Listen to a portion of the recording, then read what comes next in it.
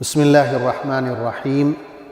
الحمد للہ رب العالمین والصلاة والسلام علی اشرف المرسلین نبینا و سیدنا محمد وعلی آلہ و اصحابہ اجمعین۔ ناظرین السلام علیکم۔ سیرت النبی صلی اللہ علیہ وسلم کے حوالے سے ہماری گفتگو جاری ہے، اور آج اس سلسلے کا 27واں پروگرام ہے۔ پچھلے پروگرام میں عرض کر رہا تھا کہ غزوہ احد 7 شوال سن 3 ہجری میں لڑی گئی، اور اس جنگ میں بہت سے ایمان افروز واقعات کا ہمیں ذکر ملتا ہے۔ حضور اکرم صلی اللہ علیہ وسلم نے غزوہ بدر کی طرح غزوہ احد میں بھی یہی حکم جاری فرمایا کہ جب تک آپ صلی اللہ علیہ وسلم حملے کا حکم نہ دیں، کوئی شخص حملے کا آغاز نہ کرے، لڑائی شروع نہ کرے۔ حضور صلی اللہ علیہ وسلم صحابہ کرام کو جہاد کی ترغیب دیتے ہیں اور جنگ میں صبر کی تلقین کرتے ہیں، اور پھر اپنی تلوار نکال کے صحابہ کرام سے فرماتے ہیں کہ کون ہے جو اس تلوار کو لے اور اس کا حق ادا کرے۔ حضرت عمر رضی اللہ عنہ کھڑے ہوتے ہیں، حضرت علی رضی اللہ عنہ، حضرت زبیر بن عوام، یہ تینوں آگے بڑھتے ہیں، لیکن آپ صلی اللہ علیہ وسلم خاموش رہتے ہیں۔ پھر ایک اور صحابی ہیں حضرت ابو دجانہ رضی اللہ عنہ، وہ کہتے ہیں کہ اے اللہ کے رسول، اس تلوار کا کیا حق ہے؟ تو آپ فرماتے ہیں کہ اس کا حق یہ ہے کہ اسے دشمن کے چہروں پر اس قدر کاری ضرب لگائی جائے کہ یہ تلوار ٹیڑھی ہو جائے۔ تو ابو دجانہ کہتے ہیں کہ اے اللہ کے رسول، میں اس کا حق ادا کروں گا۔ تو آپ صلی اللہ علیہ وسلم تلوار انہیں دے دیتے ہیں۔ ابو دجانہ ایک بہادر صحابی ہیں، اور روایات میں آتا ہے کہ ان کے پاس ایک لال رومال ہوتا تھا، اور جنگ کے موقع پر اگر ابو دجانہ وہ لال رومال اپنے سر پہ باندھ لیتے تو سب کو یہ معلوم ہو جاتا کہ ابو دجانہ اب اس وقت تک لڑیں گے جب تک شہید نہ ہو جائیں، اور ایسا ہی ہوتا ہے۔ ابو دجانہ رضی اللہ عنہ اس جنگ میں بہادری کے جوہر دکھاتے ہیں۔ دوسری طرف ہم دیکھتے ہیں کہ جو قریش کا لشکر ہے، مکی لشکر، اس کی قیادت، جو عام قیادت ہے، وہ ابو سفیان کے ہاتھ میں ہے، لیکن جو جھنڈا ہے وہ قریش کے ایک ذیلی خاندان عبدالدار جو ہے، ان کے ہاتھ میں جھنڈا ہوتا تھا۔ تو عبدالدار سے ایک شخص ہے طلحہ عبدری، اس کے ہاتھ میں جھنڈا ہے، اور ابو سفیان جب یہ دیکھتے ہیں کہ منافقوں کا جو سردار ہے عبداللہ بن ابی، وہ اپنے 300 ساتھیوں سمیت واپس چلا گیا ہے مدینہ، تو ان کے دل میں آتا ہے کہ ہم مسلمان فوج میں مزید پھوٹ ڈالیں۔ تو وہ انصار کو پیغام بھیجتے ہیں، اور اس پیغام میں یہ ہے کہ بھئی ہماری آپ سے کوئی دشمنی نہیں ہے، ہماری دشمنی محمد سے ہے یا وہ لوگ جو ان کے ساتھ مکہ سے آئے ہیں، تو آپ ہمارے درمیان سے نکل جائیں۔ تو انصار ابو سفیان کو ایسا جواب دیتے ہیں کہ ابو سفیان کی سمجھ میں یہ بات آ جاتی ہے کہ انصار کو محمد صلی اللہ علیہ وسلم سے علیحدہ کرنا ناممکن ہے۔ ابو سفیان کی بیوی ہند بنت عتبہ، اس کا والد غزوہ بدر میں قتل ہوا تھا، یہ بھی کچھ عورتوں کے ساتھ کفار کے لشکر میں شامل ہے، اور اپنے اشعار کے ذریعے لشکر میں جوش اور جذبہ پیدا کرتی ہے۔ جنگ کا آغاز ہوتا ہے مبارزت کے ساتھ۔ مبارزت، جیسا کہ میں پہلے عرض کر چکا ہوں کہ 1 to 1 مقابلہ ہوتا ہے، دونوں فوجوں سے ایک ایک شخص نکلتا ہے، اور انفرادی مقابلہ ہوتا ہے۔ تو جو مکی فوج ہے قریش کی، اس میں سے ان کا جو علم بردار ہے طلحہ عبدری، وہ نکلتا ہے اور مقابلے کی دعوت دیتا ہے، مسلمانوں کی طرف سے حضرت زبیر بن عوام رضی اللہ عنہ نکلتے ہیں اور چند ہی لمحوں میں قریش کا جو علمبردار ہے طلحہ عبدری اسے قتل کر دیتے ہیں۔ حضرت زبیر کی بہادری دیکھ کر حضور صلی اللہ علیہ وسلم خوش ہوتے ہیں، ان کے لیے دعا کرتے ہیں اور ساتھ میں یہ بھی فرماتے ہیں ان لکل نبی حواریًا و حواریی الزبیر، کہ ہر نبی کا ایک حواری ہوتا ہے اور میرے حواری زبیر ہیں۔ قریش کے جو علمبردار ہیں ان کی ہلاکت کے بعد بھرپور طریقے سے جنگ شروع ہو جاتی ہے اور ابو دجانہ رضی اللہ عنہ حضور صلی اللہ علیہ وسلم کی تلوار لیتے ہوئے دشمن کی فوج میں گھس جاتے ہیں اور اتنی بہادری سے لڑتے ہیں کہ پوری فوج کو وہ کراس کر کے فوج کے آخر تک چلے جاتے ہیں۔ وہاں وہ دیکھتے ہیں کہ ابو سفیان کی جو بیوی ہے ہند بنت عتبہ وہ اپنے اشعار کہہ رہی ہے اور لوگوں میں جوش اور جذبہ پیدا کر رہی ہے، تو وہ سوچتے ہیں کہ اسے قتل کر دیں، لیکن حضور صلی اللہ علیہ وسلم کی تلوار ہاتھ میں ہے تو وہ یہ کہتے ہیں، یہ فیصلہ کرتے ہیں کہ یہ اس تلوار کی شان کے لائق نہیں ہے کہ اس سے کسی عورت کو قتل کیا جائے، تو وہاں سے پھر وہ دوبارہ کفار کی فوج میں گھس جاتے ہیں اور اس تلوار سے عورت کو قتل نہیں کرتے۔ غزوہ احد کے ایک اور بہت بڑے ہیرو حضرت حمزہ ہیں، حضور صلی اللہ علیہ وسلم کے چچا۔ آپ اس غزوہ میں شہید ہوتے ہیں اور آپ کو قتل کرنے والا وحشی بن حرب بعد میں جب وہ مسلمان ہوتے ہیں تو اپنا واقعہ خود بتاتے ہیں۔ وحشی بن حرب یوں کہتے ہیں کہ میں جبیر بن مطعم کا غلام تھا۔ جبیر بن مطعم کا چچا غزوہ بدر میں قتل ہوا تھا، تو اس نے مجھے بلایا اور کہا کہ اگر تم محمد کے چچا کو قتل کر دیتے ہو اس جنگ میں تو تم آزاد، چچا کے بدلے چچا۔ تو اس طرح وہ بدلہ لینے کی کوشش کر رہے تھے۔ تو وحشی کہتے ہیں کہ میں نے کہا ٹھیک ہے، اور یہ جو وحشی ہیں یہ نیزہ پھینکنے میں بہت ماہر تھے، تو کہتے ہیں کہ میں نے اپنا نیزہ لیا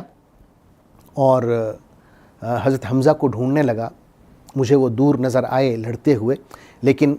اتنی ہمت نہیں تھی کہ میں ان کے سامنے جاؤں اور مقابلہ کروں، تو میں کبھی کسی درخت کے پیچھے چھپتا، کبھی کسی پتھر کے پیچھے چھپتا، یہاں تک کہ میں نے دیکھا کہ وہ میرے قریب آ گئے ہیں، اور پھر میں نے پوری زور سے پوری قوت سے نیزہ پھینکا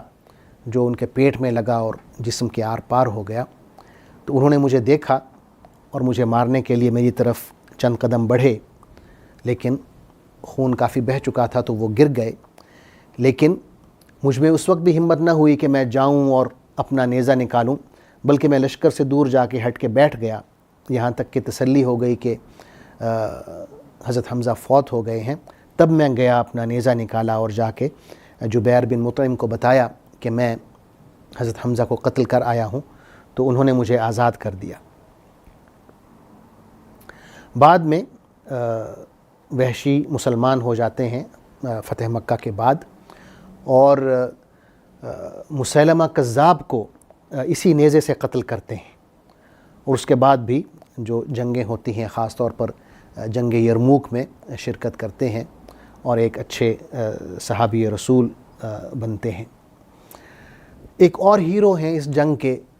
حضرت حنظلہ رضی اللہ عنہ۔ ان کی نئی نئی شادی ہوتی ہے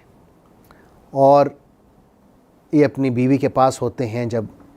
جہاد کا اعلان ہوتا ہے، جنگ کی طرف بلایا جاتا ہے، تو یہ اپنی بیوی کو چھوڑ کر فوراً جہاد کی طرف لپکتے ہیں اور جنگ میں شامل ہو جاتے ہیں اور شہید ہو جاتے ہیں۔ تو حضور صلی اللہ علیہ وسلم فرماتے ہیں کہ فرشتے انہیں غسل دے رہے ہیں، اور ہوتا بھی ایسے ہے کہ جب ان کی لاش ملتی ہے تو اس میں صحابہ کرام دیکھتے ہیں کہ پانی ٹپک رہا ہے، تو حضور صلی اللہ علیہ وسلم فرماتے ہیں کہ فرشتوں نے انہیں غسل دیا ہے۔ پچھلے پروگرام میں میں نے عرض کیا تھا کہ حضور صلی اللہ علیہ وسلم نے احد کے میدان میں ایک حساس پہاڑی درہ ہے، اس میں 50 تیر اندازوں کو متعین فرمایا تھا اور تاکید کی تھی کہ اس درے کو نہیں چھوڑنا، اور اس طرف سے اگر گھڑ سوار حملہ کریں تو آپ نے اپنے تیروں سے ان کے حملے کو روکنا ہے۔ ہوا بھی ایسے ہی، خالد بن ولید جو اس وقت ابھی مسلمان نہیں تھے، وہ کفار قریش کا جو گھڑ سوار دستہ ہے اس کے قائد تھے، اور یہ تقریباً 100 گھڑ سوار تھے جن کی قیادت خالد بن ولید کر رہے تھے۔ تو انہوں نے یکے بعد دیگرے 3 حملے کیے، اس درے سے داخل ہونے کی کوشش کی، لیکن تیر اندازوں نے ان پر تیر برسائے اور ان کے حملے تینوں کے تینوں پسپا کیے۔ لیکن جب مسلمانوں کو موقع ملا کہ ان کی جو پشت تھی وہ محفوظ تھی، تو انہوں نے میدان جنگ میں اپنے بہادری کے جوہر دکھائے، تو دشمن پسپا ہونے لگا، کفار قریش بھاگنے لگے،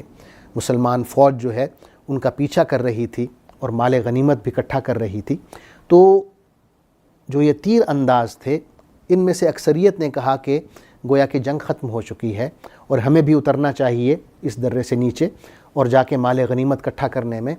شرکت کرنی چاہیے۔ ان کے جو قائد تھے عبداللہ بن جبیر رضی اللہ عنہ، انہوں نے منع کیا اور حضور صلی اللہ علیہ وسلم کا حکم بھی یاد دلایا کہ آپ کو منع کیا گیا تھا کہ آپ نے کسی صورت یہ درہ نہیں چھوڑنا، یہ جگہ نہیں چھوڑنی، لیکن انہوں نے بات نہیں مانی، اور تقریباً ان 50 لوگوں میں سے 40 لوگ نیچے اتر آئے۔ خالد بن ولید یہ دیکھ رہے تھے دور سے، اور جب انہیں معلوم ہوا کہ یہ جو درہ ہے یہ تقریباً خالی ہو چکا ہے، تو انہوں نے چوتھا حملہ کیا، لیکن یہ جو 10 صحابہ وہاں بچ گئے تھے، انہوں نے ان کا مقابلہ کیا، روکنے کی کوشش کی، لیکن وہ 100 گھڑ سوار تھے اور یہ صرف 10 تھے اور پیدل تھے، تو یہ 10 کے 10 وہاں شہید ہو جاتے ہیں، اور خالد بن ولید مسلمانوں کی پشت کی طرف سے حملہ کرتے ہیں۔ اب مسلمان فوج جو ہے وہ گھیرے میں آ جاتی ہے، یعنی جو کفار قریش آگے آگے بھاگ رہے ہیں وہ رک جاتے ہیں، وہ پلٹ کر حملہ کرتے ہیں، اور مسلمان جو ہیں وہ دیکھتے ہیں کہ سامنے کفار قریش اب حملہ کرنے کو تیار ہیں اور پیچھے سے گھڑ سوار دستہ آ رہا ہے اور وہ پوری قوت سے ان پر حملہ آور ہو رہا ہے۔ تو ایک افراتفری کی کیفیت پیدا ہو جاتی ہے، مسلمان بھوکھلاہٹ کا شکار ہو جاتے ہیں، بہت سے لوگ جو ہیں وہ میدان جنگ سے بھاگ جاتے ہیں اور مدینہ کی طرف بھاگنا شروع کر دیتے ہیں، بہت سے لوگ جو ہیں وہ پہاڑوں پر چڑھنا شروع کر دیتے ہیں، مسلمان فوج کی بات کر رہا ہوں، اور خود حضور اکرم صلی اللہ علیہ وسلم جو ہیں ان کے ارد گرد بہت کم لوگ رہ جاتے ہیں، تقریباً 9 صحابہ کرام ہیں جو حضور صلی اللہ علیہ وسلم کے ارد گرد انہوں نے ایک حصار بنایا ہوا ہے، لیکن کفار قریش کا حملہ اتنا شدید ہوتا ہے کہ ان 9 صحابہ میں سے 7 شہید ہو جاتے ہیں اور صرف 2 صحابی بچ جاتے ہیں، حضرت سعد بن ابی وقاص رضی اللہ عنہ اور حضرت طلحہ بن عبید اللہ۔ تو یہ دونوں جو ہیں دشمنوں پر تیر برسا رہے ہوتے ہیں۔ حضرت سعد بن ابی وقاص اتنی تیزی سے تیر برسا رہے ہوتے ہیں کہ آپ صلی اللہ علیہ وسلم اپنے تیروں کا تھیلا بھی انہیں دے دیتے ہیں اور انہیں دعا دیتے ہیں، اور ساتھ میں یہ بھی جملہ ارشاد فرماتے ہیں جو کسی اور صحابی کے حق میں آپ صلی اللہ علیہ وسلم نے نہیں فرمایا۔ آپ فرماتے ہیں ارمی فدا کا ابی و امی، کہ اے سعد بن ابی وقاص آپ تیر چلائیں، آپ پر میرے ماں باپ قربان ہوں۔ حضرت طلحہ بن عبید اللہ جو ہیں حضور صلی اللہ علیہ وسلم پر جو وار ہوتے ہیں وہ اپنے ہاتھ سے روکتے ہیں، یہاں تک کہ ان کا جو بازو ہے وہ شل ہو جاتا ہے۔ ابو دجانہ رضی اللہ عنہ وہ آتے ہیں مدد کے لیے، اور کفار کا جو حملہ ہے وہ اتنا شدید ہے کہ ابو دجانہ حضور صلی اللہ علیہ وسلم پر جھک کر کھڑے ہو جاتے ہیں اور جتنے بھی وار دشمن کرتا ہے وہ اپنی پیٹھ پر سہتے ہیں۔ اسی افراتفری میں مشرکین میں سے ایک شخص چیخ کر یوں کہتا ہے کہ محمد قتل ہو گئے ہیں۔ اب یہ سن کر ایک مزید افراتفری کی کیفیت پیدا ہوتی ہے مسلمان فوج میں، اور مسلمان فوج جو ہے گویا کہ اپنا مورائل کھو بیٹھتی ہے کہ ہمارے جو قائد ہیں وہ نعوذ باللہ اب اس دنیا میں نہیں رہے۔ تو ایک بہت ہی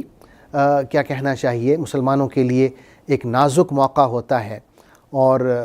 اسی افراتفری کی کیفیت میں ہم دیکھتے ہیں کہ پھر حضور صلی اللہ علیہ وسلم صحابہ کرام کو منظم کرتے ہیں اور دوبارہ سے حملہ کرتے ہیں۔ ناظرین، غزوہ احد کے ہم اس وقت درمیان میں پہنچے ہیں. آگے کیا ہوتا ہے، کس طرح حضور صلی اللہ علیہ وسلم مسلمانوں کی فوج کو دوبارہ سے منظم کرتے ہیں اور دوبارہ سے حملہ ہوتا ہے، یہ انشاءاللہ میں اگلے پروگرام میں عرض کروں گا. تب تک کے لیے اجازت دیجیے. اللہ حافظ. والسلام علیکم ورحمۃ اللہ وبرکاتہ. اللہم صلی علی سیدنا محمد وعلی آلہ وصحبہ وسلم. اللہم صلی علی سیدنا محمد وعلی آلہ وصحبہ وسلم.